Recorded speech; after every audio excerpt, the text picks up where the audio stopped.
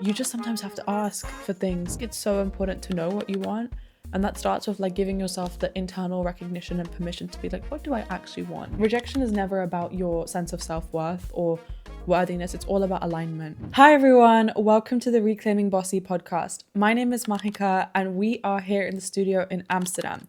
This month has been the Amsterdam season of the podcast, and for context, this is a London-based podcast, but we're going on tour. And I want to interview the most amazing, inspiring founders, builders, creators across the world and share their stories to show that success is so diverse. And female founders, creators, artists, activists, leaders, they all look so different, not just in terms of demographic stuff, but in terms of values, in terms of journeys, in terms of learnings. My intention behind this is because I know that we have a global audience. It's a small community, but it's a global one. And I want to have diversity in that narrative of you can be bossy anywhere in the world doing anything. And so this was our first season. The first episode of the season was a little bit more about how I've made this happen. I ended up in this beautiful studio speaking to some of the best founders in the city and in the country just through asking. And so this episode is all about how to ask. I really think that a lot of people are getting a lot of rejection or no's because you're either asking the wrong way or you're asking the wrong person. And a lot of us just don't ask because we're so scared of getting rejected or being an inconvenience or being mean or inconsiderate or too much or whatever. But I really hope that you take this episode as your permission, not that you need permission, but as your permission or your inspiration that you just sometimes have to ask for things. And the more you ask, the more you realize that people are so kind and there's so much opportunity and abundance out there waiting for you. You just have to be the one to kind of open the door and leave the house. Giving the context and example of this season, the last interviews that we had, I did not know any of these guests, didn't know anyone that knew anyone. And I literally sat on my laptop and I searched up best female founders Amsterdam, made a database and contacted every single one. Out of all the 40 to 50 people that I contacted, Marika, who was our guest last week, was the only person to respond to me. And we had this lovely call and she really understood the value of Reclaiming Bossy and this community that we're trying to build. And she gave up her time on a weekend to come and film. And she also put my message out in the group chat. And that's how I met Anna, who was our other guest of this season. And it was so fun, I really, really enjoyed this day.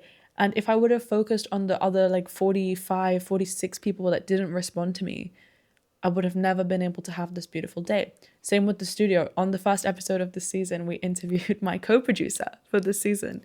And that was really fun. But the only reason I was able to get this space is because I asked. And I asked around. And even if you don't know anyone, for example, when I was contacting studios, I sent out an email asking all these people saying, this is what I'm trying to build. Can you help me? And I had some responses outside of that, but this felt like the best option. And so I want to say this to show that sometimes we're too scared to ask because we don't think it's the right thing to do. And so we stay in our zone of comfort. But asking is beautiful. And then the more you ask, the more you realize how cool it is and the more you can give back. One of my favorite parts of my business now is I get to do a lot of mentoring and give talks, and I got to go lecture at universities and share a lot about my story and how I help people. And now people come and ask me. And I think it's so nice because whilst this whole idea of self-made success is so important, I think success is so fostered through community. And it's your job to build a community that helps inspire you, uplift you, move you forward, and to be that person for other people's communities and missions and values and stuff. And so this is what I wanted to say in terms of permission and just going and asking for stuff. In terms of how to ask for stuff, if you're reaching out to people you don't know and you're doing the cold approach, especially online, this is what I would say as advice based on someone who's done it for many years and has had a lot of success, but also as someone who now receives so many emails. Because I have a podcast, because I have a business, I get 20 emails at least every week from random people wanting to pitch their services, wanting mentorship, wanting help, wanting whatever, asking for things. And I just take the time to read every email. Now I've become really brutal with what I don't and do respond to. And it's helped me become better at asking and outreach. And so these are my pieces of advice. Number one, you have to remember that when you ask, there's often 90% an actual person on the other end of the phone, whether it's an email, whether it's a text, whatever, okay, they might have some sort of automation, but you are trying to ask another person. So when you're reaching out to someone, really humanize the thing. Make sure that you do some research into why you're reaching out to them for this, why they think they'd be a good fit. Make sure that you humanize it, spell their name correctly. Oh my God, the amount of emails that I've received where people have spelled my name like crazy. It doesn't show that you actually care.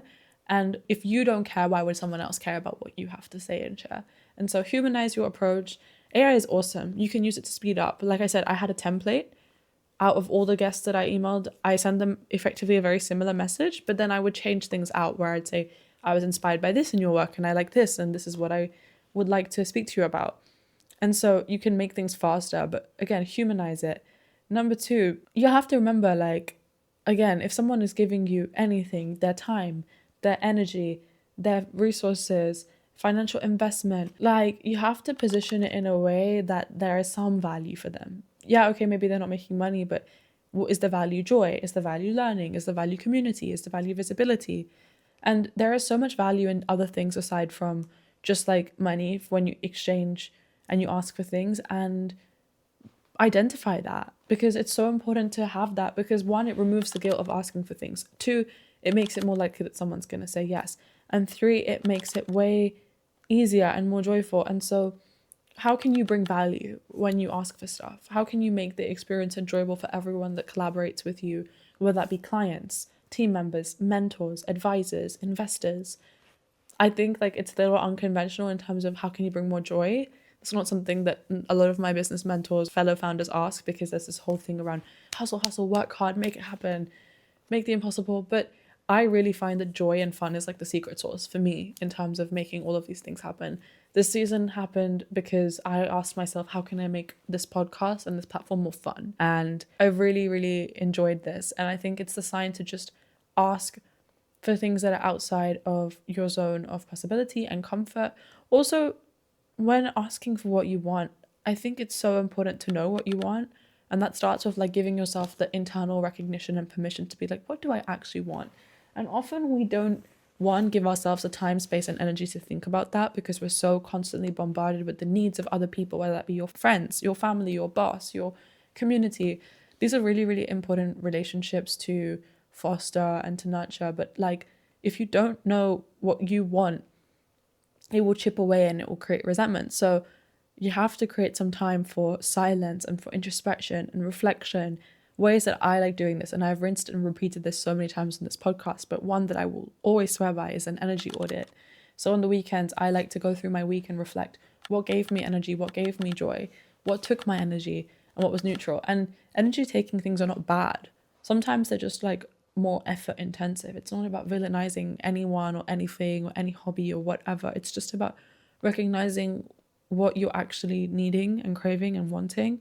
Because sometimes we think like living in accordance to our desires is selfish and mean, but actually living in accordance to our desires and being a little selfish is so important. Especially, I think a lot of women struggle with this because they think like they don't want to be mean to other people, and so they don't want to take up space.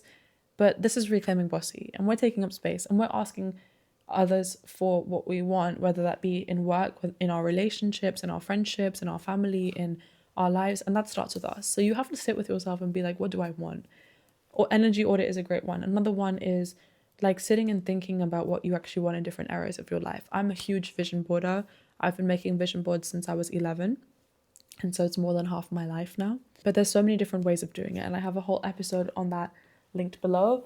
But one of my favorite ways is to just think about different areas of my life and create a bingo grid of these are the things I want. And then as they happen, I take them off and I replace the grid with images of the thing happening.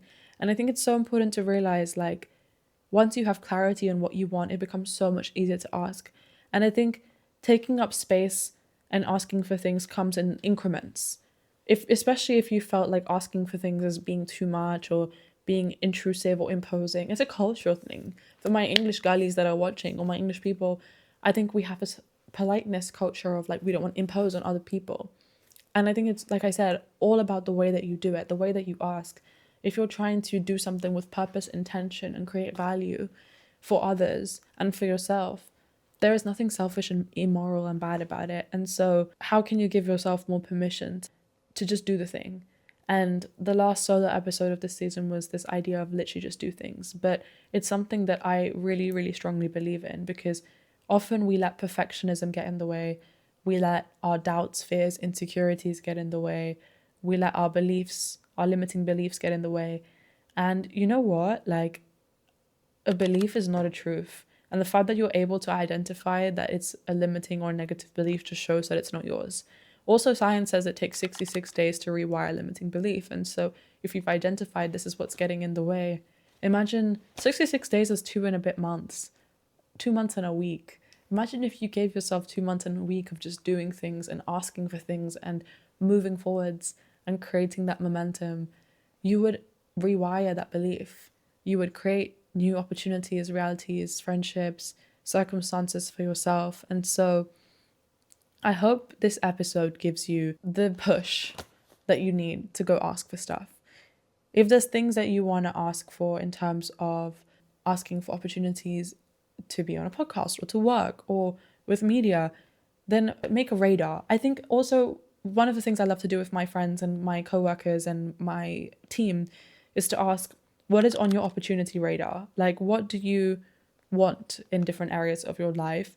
Because often once you communicate that to the other people in your life, whilst it might not be on your radar, it could be on theirs. People know different people. People have different algorithms. They might see different opportunities. If you make it clear what you want from your life, from your work, from your happiness, then it makes it so much easier for everything around you to act in accordance and for everyone to help be part of that. And so be really conscious with what's on the opportunity radar for you. And if you're still watching, please comment what's on the opportunity radar for you. Who knows, maybe someone in this community can help you out with making that possible. This is something I love doing. And like I said, I lecture now at universities. And at the end, I always put a form on for the students of what's on your opportunity radar. And through that, things happen. The person who's now working on our Reclaiming Bossy socials team is from this opportunity radar. And so how can you put yourself on the radar of the people around you and then around them and really create this culture of like, we help each other out? One of my favorite things is I'm constantly being sent information about opportunities, internships, experience, events. If I don't want to do it, now I know what's on the opportunity radar of my good friends, my family, my close working relationships, that I just go and send this. I'm like, this would be cool for you. This would be cool for you. And I think that is so powerful and unique, and it just increases your whole surface area for luck. So how can you give yourself the permission to ask for more and create more in your life and in your work? Your homework for this season and for this month and this episode is to make a list of the opportunities and the things that you want, and then make one action step as to how you can make that possible, and then go and ask one person to be part of that for you. If you are feeling brave, in the comments of this podcast, put it down below. Who knows, maybe someone can help you, maybe I can help you. If I can, I'd love to. But also remember that if someone says no, rejection is never about your sense of self-worth or worthiness. It's all about alignment. Most of the time, people are busy, they're overwhelmed, they're doing their own things, and there is just not enough time and energy for you to do everything. And not everyone is going to be for you. And I wouldn't have wanted every single person that I messaged in this season to respond to me. Just like you don't want every single person that you ask out to say yes, looking back, or every friend that you wanted to be friends with, or every job that you applied for. Everything happens like looking back with more intentionality than you believe. And so if you're scared to ask because you don't want to get rejected, rejection is literally just like data. It's literally just data. And also, once you realize and you depersonalize the rejection and failure, it makes it so much easier to move on with your life. You are one no closer to your yes, you know? It only takes one yes to open a whole new bunch of doors. And so every time you get a no, you are one time closer to that yes. And this is the whole idea I'm seeing everywhere on social media now of like chasing 100 rejections, of how can you chase 100 rejections and get closer to where you're trying to go. Instead of chasing rejection, because I think that can be a little bit like demoralizing and hustle culture and whatever, I think it's just about, like I said, creating this big an opportunity radar for you so beautiful things can come to you in different areas of your life. And so, like I said, ask for what you want, know what you want, communicate it clearly, communicate it with intention, love, clarity, and ask other people that you care about, what the hell do you want? And so in summary, ask for what you want, but in order to ask for what you want, know what you want, Communicate it clearly, communicate it with intention, with purpose, with clarity, and then go and ask the people in your life, what the hell do you want and how can I be part of that? For me, what I want from you guys is to follow this podcast, to share it, to subscribe, to follow us on socials, and to engage and tell me, what do you want? What do you want to hear? What do you want to learn? What do you want to know? I will go find the people. I've showed you. I will take my suitcase, I will take my microphones, and I will go and I will find the right people to get the answers if I don't have the answers that you're looking for, or the experience or the inspiration or the advice that you're looking for. And so I really hope you take this as your push, as your permission, as your inspiration to just go and be a little bit more deliberate and courageous for this next season of your life. Thank you for listening, and stay tuned because the next season is coming and we're going to be in a different city in the world. Comment your guesses below. It's coming soon, so stay tuned. Thank you.